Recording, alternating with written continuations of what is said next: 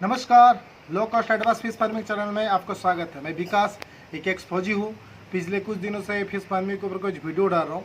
जो basic video है actually fish farming का जो मेनली कुछ कुछ पार्ट है जो हमें समझने की ज़रूरत है, उस बेसिक वीडियो के ऊपर मैं फोकस करके वीडियो डालता हूँ। एक्चुअली फिश फार्मिंग काफ़ी लार्ज सब्जेक्ट है, फिर भी कुछ वीडियो दे रहा हूँ जिससे आप लोगों को कुछ ना कुछ तो थोड़ा बहुत तो हेल्प मिलेगा और आप अपना फिश फार्मिंग का जो कॉस्ट है, मतलब जो लागत है, लागत को कम कैसे कर पाए और अपना प्रॉफिट को इंक्रीज कर पाए, इसी के बेस पे ऊपर है कि आज मैं बात करने वाला हूँ स्टंटेड सीड। मतलब स्टंटेड सीड बंगाली में इसको चापेर पोना बोलते हैं। पता नहीं हिंदी में इसको क्या बोलते हैं, नॉर्मली इंग्लिश में इसको स्टंटेड सीड ही बोलते हैं। एक्चुअली स्टंटेड सीड होता क्या है? बेसिकली स्टंटेड सीड जिसका मतलब उम्र ज़्यादा हो चुका है बट उसका ग्रोथ नहीं किया हो, ग्रोथ ज़्यादा नहीं हुआ है। मतलब क्या होता है, एक साल पुराना, लगभग एक साल, मतलब एक साल का पुराना हम सीड उसके इस्तेमाल करते हैं। कुछ सीड होते हैं जो नॉर्मली हम लोग जो अंडे से जो छोटा सीड निकालते हैं उसको किसी तालाब में, एक चुनिंदे किसी तालाब में कुछ फार्मर क्या करते हैं, उसको रख देते हैं और उसको कम, मतलब जो हाई डेंसिटी में रखते हैं और उसको कम खाना देते हैं, उसको एज को अप कर देते हैं, लेकिन उसको ग्रोथ बनने नहीं देता।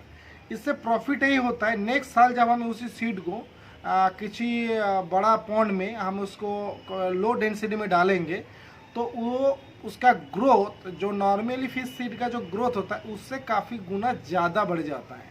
और इससे और एक फ़ायदा होता है, उसका एज ज़्यादा होने के कारण एक साल तक लगभग इन्वायरमेंट में जो भी प्रॉब्लम होता है उस चीज़ को फेस पहले कर लेता है, तो उनको उस चीज़ के लिए वो इम्यून सिस्टम बोलिए बाकी चीज़ में वो डेवलप हुआ रहता है। मतलब वो हर चीज़ को पहले से फेस कर लिया, तो नेक्स्ट साल वैसे उसको ग्रो होना है, तो उसको अगर सही ढंग से खाना दिया जाए तो वो काफ़ी ज़्यादा, मतलब वो बहुत फास्टली वो ग्रो करता है।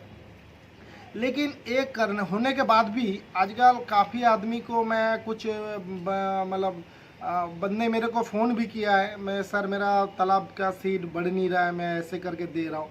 एक्चुअली आपको स्टैंडर्ड सीड को कैसे बनाता है, स्टैंडर्ड सीड कौन सा स्टैंडर्ड सीड अच्छा है, ये भी उसका भी जानकारी होना चाहिए। नहीं तो दुनिया आपको ठका के आपको ऐसे ही नॉर्मल एक सीड पकड़ा के बता देगा स्टैंडर्ड सीड मैंने बना के रखा है, आप अच्छा खासा पैसा भी ले लेगा और तालाब में आप छोड़ेंगे और आपका तालाब में ग्रो भी नहीं होगा और फिर आपको ऊपर ही दोष लगाएगा, आप ये नहीं डाला, वो नहीं किया। आप खुद सोच में पड़ जाओगे शायद मेरे में कमी है और फिश बढ़ नहीं रहा है। क्योंकि मेनली हमारा फिश फार्मिंग का मेन मकसद ही है फिश को जल्दी से जल्दी ग्रो कैसे करें। अक्सर क्या होता है गांव वगैरह में, क्या होता है नॉर्मली जो फास्ट अर्ली स्टेज में, जो शुरुआत में, जो मार्च महीने में लगभग जो कार्प वाला फिश का मैं बात कर रहा हूँ, कार्प टाइप का फिश का पहले अंडा आ जाता है, वो वाला सीड सबसे बेहतरीन होता है। जो वो सीड क्या करते हैं, वो लोग हाईली वैल्यूएबल भी सीड होता है, उस सीड को पहले बेच देता है, उसके रेट भी बहुत ज़्यादा होता है। कुछ फार्मर क्या करता है लास्ट में धीरे धीरे जुलाई महीने में कुछ सीड खरीदता है, जो एक्चुअली आप उस टाइम जो अर्ली स्टेज का बूडर से जो अंडा निकलता है उसका एज भी ज़्यादा होता है, वो अच्छा हेल्दी भी होता है, इसलिए उसका अर्ली एग आता है, एग के कारण वो अच्छा मतलब अंडा प्रोडक्शन करता है, जिससे हमें अच्छा सीड प्राप्त होता है। बट बाद में जब धीरे धीरे नेचर के कारण वो जो छोटे वाला भी फिश होता है उसके भी अंडा आना शुरू होता है, और जुलाई महीने में लगभग जुलाई महीने में अगस्त महीने में वो लो क्वालिटी का सीड मतलब स्पॉन मिलता रहता है, उसका रेट भी कम होता है। तो कुछ क्या करता है आदमी उसी सीड को खरीदता है, पहले वाला तो सीड उसने सब पूरे बेच दिया, अभी जो लास्ट स्टेज में उसने उस सीड को खरीदा और वो अपना तालाब में रख दिया। उनमें से जो फिश थोड़ा बड़ा हो जाएगा वो उन्हें जनवरी फरवरी मतलब मार्च महीने में वो पकड़ के उसको बाजार में कर देगा। बाजार में करने के बाद तालाब के अंदर जो छोटे छोटे सीड बचा रहेगा जिसका ग्रोथ सबसे कम है, तो वो वाला सीड को आप लोगों को स्टंटेड नाम से बिक्री करेगा, बोलेगा मेरे तालाब में इतना सीड था तो मैंने इसको स्टंटेड सीड बनाए हैं, आप लोग दीजिए। तो आप खुद ही समझिए उस फिश सीड का कभी अच्छा ग्रोथ हो पाएगा, कभी नहीं हो पाएगा, क्योंकि फिश फार्मिंग का बेसिक चीज़ है, अच्छा सीड के बिना आप अच्छा प्रॉफिट कभी भी नहीं कमा पाओगे। आप कुछ भी उसको इस्तेमाल कर लीजिए, आपको जो हिसाब करके आप फिश फार्मिंग करने आए हो, लेकिन उस हिसाब से आपका ग्रो नहीं मिलेगा, तो आपका हर चीज़ का कैलकुलेशन गड़बड़ा जाएगा। गड़बड़ होने से क्या होता है, आदमी खुद के अंदर ही कमी ढूंढना शुरू करता है, दूसरे को हम ढूंढना छोड़ देते हैं। फिर हम बोलते हैं यार ये चीज़ ही ख़राब है, इस चीज़ को हम फालतू बेकार में आए, हम इतना खर्चा कर दिया, बस हमारा सीड बढ़ ही नहीं रहा है, उसको क्या खिलाए। फिर हम बाज़ार में दुकान की तरफ भागते हैं। दुकान में क्या करते हैं, हमें फिश का अच्छा ग्रोथ के लिए कोई अच्छा प्रोबायोटिक दे दीजिए, कोई विटामिन दे दीजिए, कोई मिनरल्स दे दीजिए, जिससे फिश अच्छा ग्रोथ करे। अरे फिश कैसे ग्रोथ करेगा, आप खुद सोचिए। जो 500 ग्राम या 600 ग्राम मछली का जिस अंडा स्पॉन से जो मछली किया, उसमें भी कुछ अच्छे से निकलता है, उसको बोलता है फास्ट ग्रोइंग फिश सीड। तो फास्ट ग्रोइंग सीड थोड़ा काफ़ी बड़ा हो जाएगा। अगर आप नॉर्मली देखना, अगर किसी का 4-5 बच्चा होगा तो एक आध बच्चा ऐसा होता है जो नॉर्मली कुछ खाए, नॉर्मली कुछ भी खाना खाने से उसका हेल्दी हो जाता है, मतलब वो इजीली डेवलप करता है। और कुछ होता है हम उसको कितना भी खिलाए वो डेवलप नहीं कर पाते। तो सेम चीज़ सीड में भी है। तो उनमें से कुछ सीड लगभग 20 से 30% सीड अच्छा ग्रो करेगा। वो ग्रो करेगा तो उसको पैसे की ज़रूरत है। जो फार्मर आपको स्टैंडर्ड सीड देगा वो क्या करेगा, उसको पहले बेच देगा बाज़ार में। तो बाज़ार में बेचने के बाद जो उसका बचा, तो बचने के बाद छोटे छोटे सीड होगा तो हम जाके बाज़ार में आपको दे देगा, बोलेगा।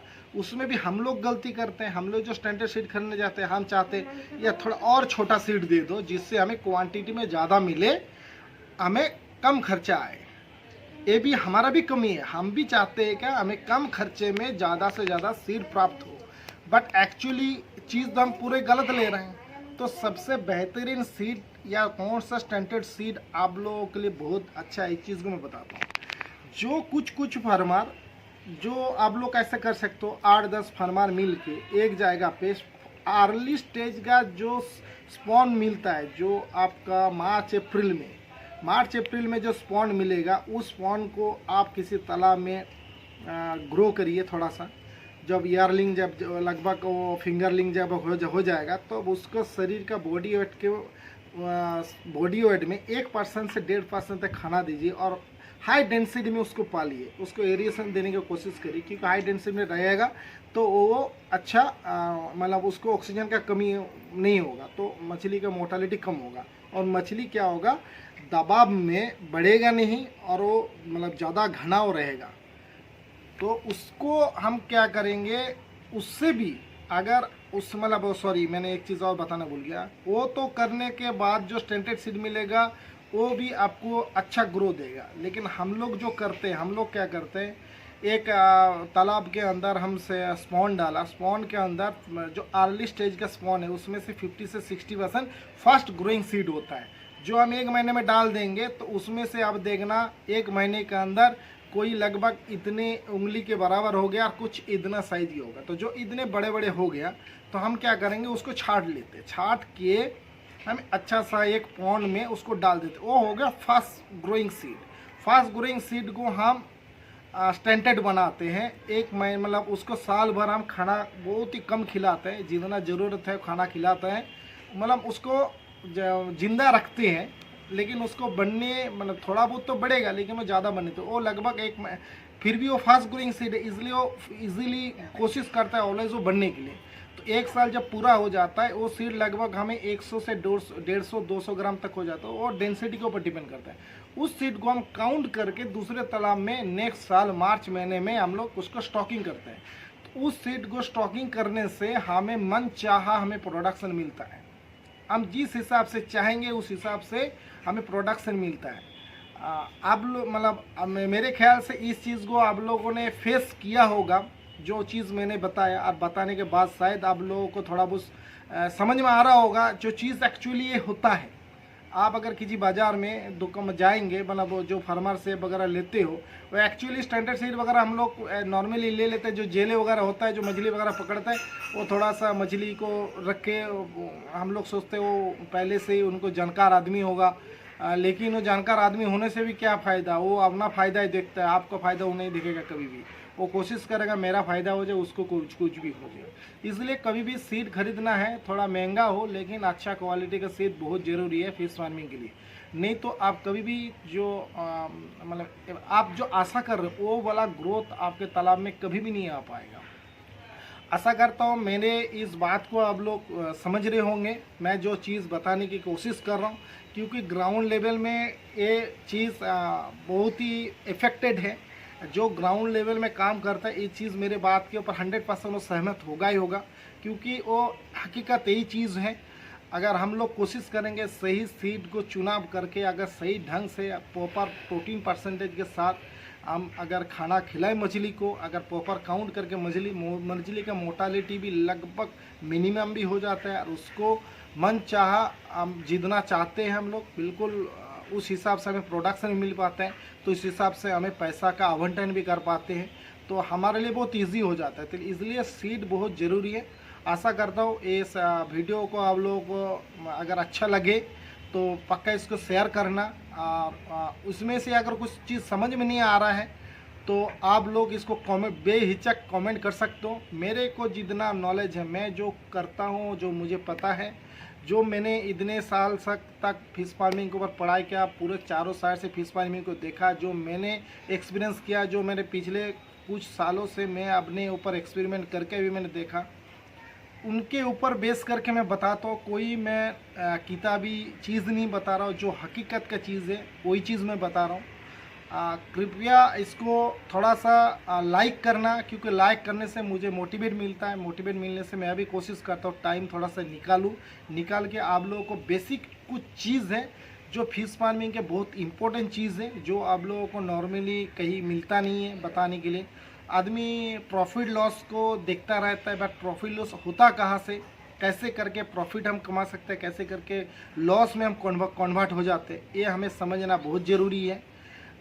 इसलिए अगर मेरे वीडियो को अच्छा लग रहा है तो प्लीज़ अगेन मैं बोल रहा हूँ, इसको शेयर और लाइक पक्का करना, और सब्सक्राइबर करने के लिए मत भूलना। नमस्कार, जय हिंद। हेलो।